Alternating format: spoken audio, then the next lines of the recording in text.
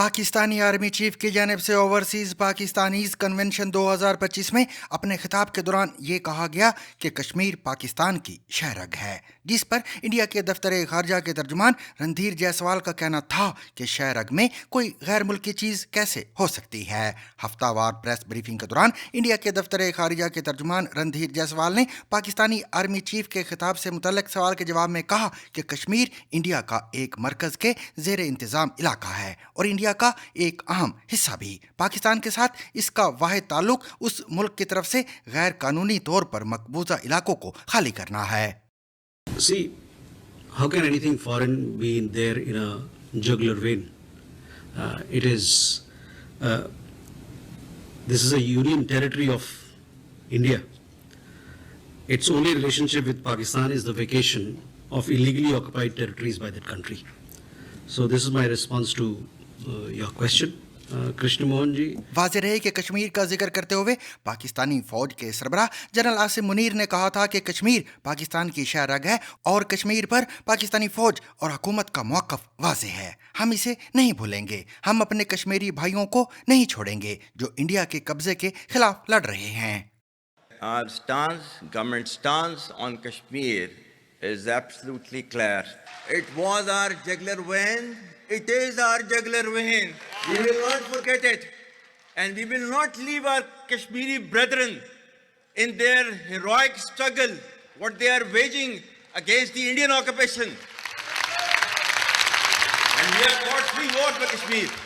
पाकिस्तानी फौज के सरबराह जनरल आसिम मुनीर ने ओवरसीज पाकिस्तानीज कन्वेंशन 2025 में यह भी कहा कि पाकिस्तानी अवाम को अपने मुल्क की कहानी अपने बच्चों को सुनानी चाहिए ताकि वो पाकिस्तान की कहानी को ना भूलें। कश्मीर का जिक्र करते हुए जनरल आसिम मुनीर ने कहा कि कश्मीर पर पाकिस्तानी फौज और हुकूमत का मौक़िफ़ वाज़ेह है। हम इसे नहीं भूलेंगे। हम अपने कश्मीरी भाइयों को नहीं छोड़ेंगे जो इंडिया के कब्जे के खिलाफ लड़ रहे हैं। पाकिस्तान की कहानी अपने बच्चों को जो है आपने जरूर सुनानी है ताकि वो पाकिस्तान की कहानी ना भूलें। Well, our forefathers they thought that we are different from the Hindus in every possible aspect of life. Our religion is different, our customs are different, our traditions are different, our thoughts are different, our ambitions are different. That was the foundation of the two-nation theory that was laid there. That we are two nations. We are not one nation. So because of that, our forefathers, they struggled, mounted that incessant struggle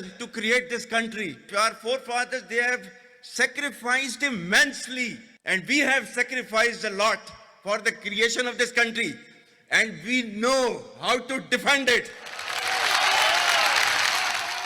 उनका मज़ीद कहना था कि हमारे आबाओ अजदाद समझते थे कि हम ज़िंदगी के हर शोबे में हिंदुओं से मुख्तलिफ हैं। हमारा मज़हब अलग है, हमारे रस्म व रिवाज अलग हैं, हमारी सकाफ़त अलग है और हमारी सोच अलग है। हमारे अज़ाइम मुख्तलिफ हैं और ये दो कौमी नज़रिए की बुनियाद थी। पाकिस्तानी फ़ौज के सरबराह का ये भी कहना था कि मुस्लिम लीग ने दो कौमी नज़रिए की वकालत की जिसके मुताबिक बर्रे सगीर पाक व हिंद के हिंदू और मुसलमान दो अलग अलग लोग हैं। पाकिस्तान का मुतालबा उसी बुनियाद पर किया गया था। पाकिस्तान के army chief general Asim Munir ने यह भी कहा कि हम दो मुल्क हैं, हम एक मुल्क नहीं हैं। हमारे आबाओ अजदाद ने इस मुल्क के लिए कुर्बानियाँ दी हैं। उन्होंने इस मुल्क को बनाने के लिए बहुत ज़्यादा कुर्बानियाँ दी हैं। हम इसकी हिफाजत करना जानते हैं। उन्होंने अपने खिताब में इंडियन फौज का भी जिक्र किया। उनका कहना था कि मुल्क में जो भी छोटी मोटी दहशतगर्दी हो रही है और जो लोग ये प्रोपेगेंडा कर रहे हैं कि इससे पाकिस्तान में कोई सरमायाकारी नहीं आएगी, उन्हें अब मेरी बात साफ सुननी चाहिए। क्या आपको लगता है कि दहशतगर्द हमारे मुल्क की तकदीर हमसे छीन सकते हैं? They are mostly propagating that with this kind of security situation there won't be any investment coming to Pakistan. Well, to them, they must hear me very clearly now. You think terrorists, they can take away the destiny of the country from us?